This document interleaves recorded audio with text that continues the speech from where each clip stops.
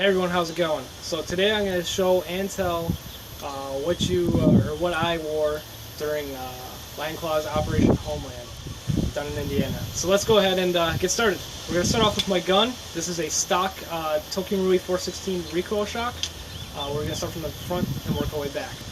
Up front, I have a Mad Bull Surefire flash hider that accepts a QD suppressor. My flashlight is actually a Surefire KM2-A head. It's a brand new Surefire head that has a white IR as well as an off function, and it's much slimmer than the old version.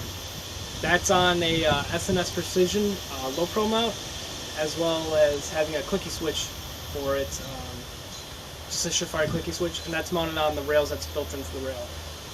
Above that, we have a JMP D-Ball A2. It's great for airsoft use. I wouldn't recommend it for real steel shooting, but if you want a good value to use with your night vision, this is the way to go. The handle is a Unity Tactical, just hand stop, grip stop. It's very cheap, very effective. And that mounts directly onto the key mod.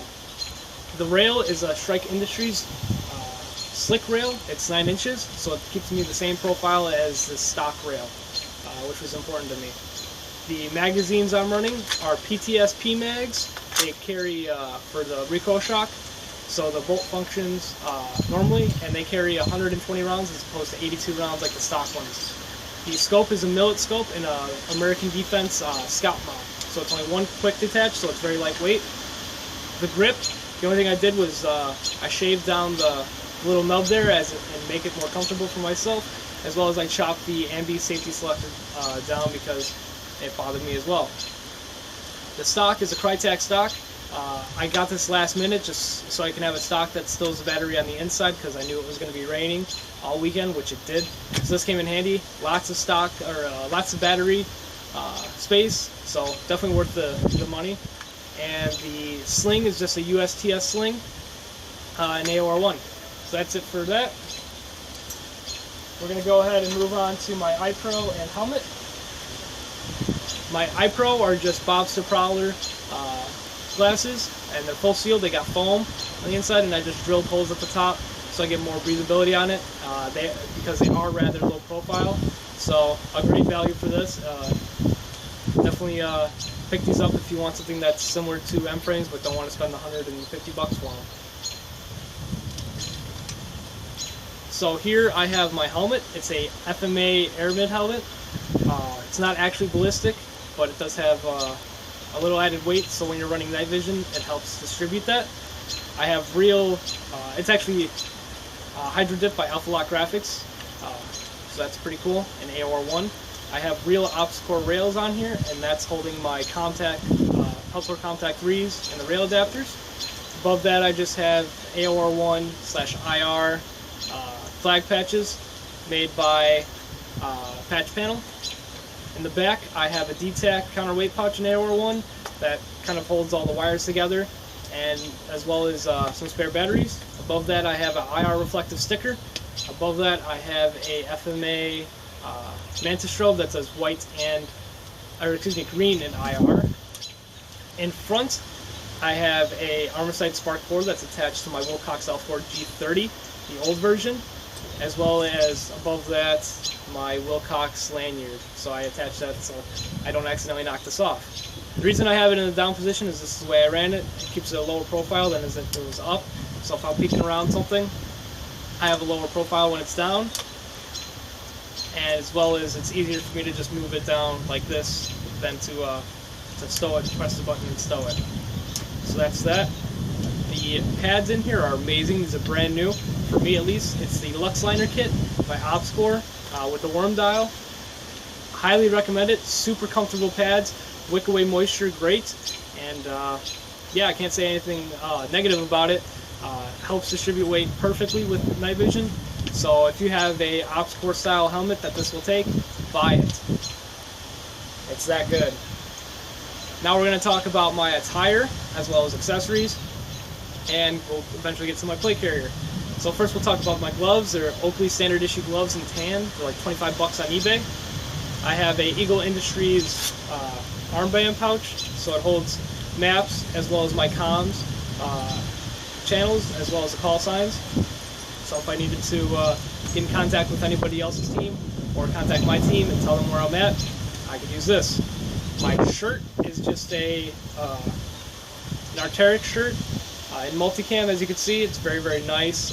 It's got big pit zips, so if I'm getting a little hot out in the field, all I gotta do is open these guys up and I got some ventilation going. The patch on my left is the Operation Homeland pouch. Patch on my right is the SFF Seal Future Fund WT6 donation patch. My pants are Crytek Precision AC pants, and I have the Airflex knee pads. My belt is the LBT Brigger's belt in sand. I have a multi-tool, a Geising multi-tool, just a cheap multi-tool I had lying around, as well as the LBT blowout pouch. So let's go ahead and talk about the JPC, because that's what everybody wants to talk about, or wants to hear about. So this is a Crytek Precision JPC 2.0.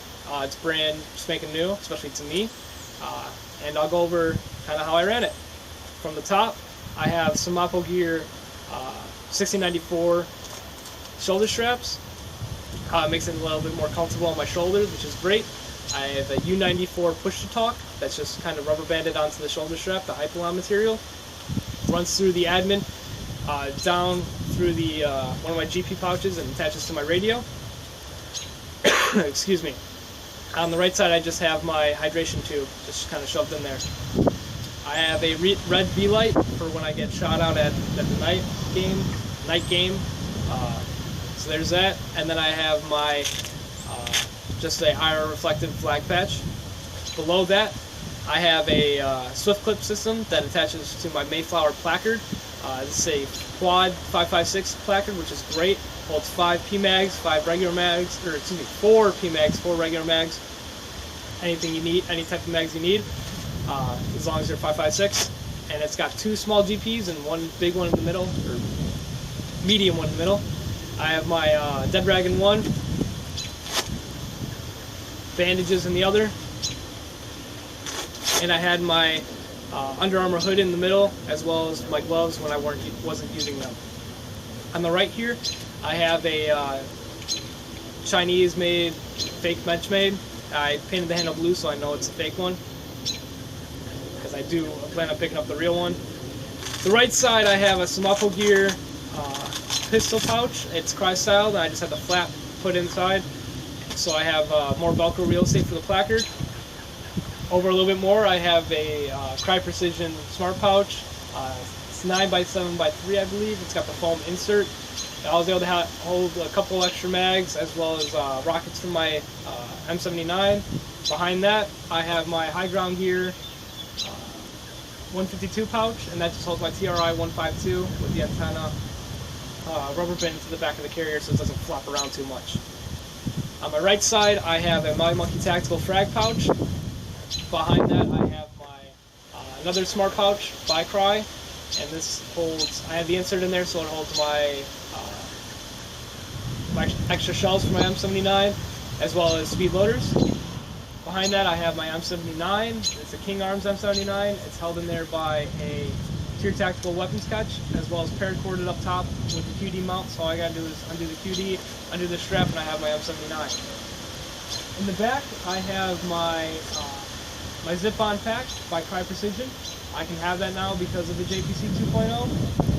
And that's able to hold my Wild Things tactical jacket in there, so when it started to rain, I was good to go with that, as well as holding my Battle Buddies radio, BB, spare BBs, all that other good stuff.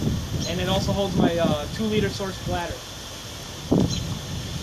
If you have any questions or comments, you know where to leave them. Make sure to like, favorite, share, and subscribe. I'll put a link down below for my Facebook page. Definitely go ahead and give that a like, as well as my Instagram. My name is just Light After Night. Go ahead and follow me on that. I post tons of pictures. And as always, have a good one.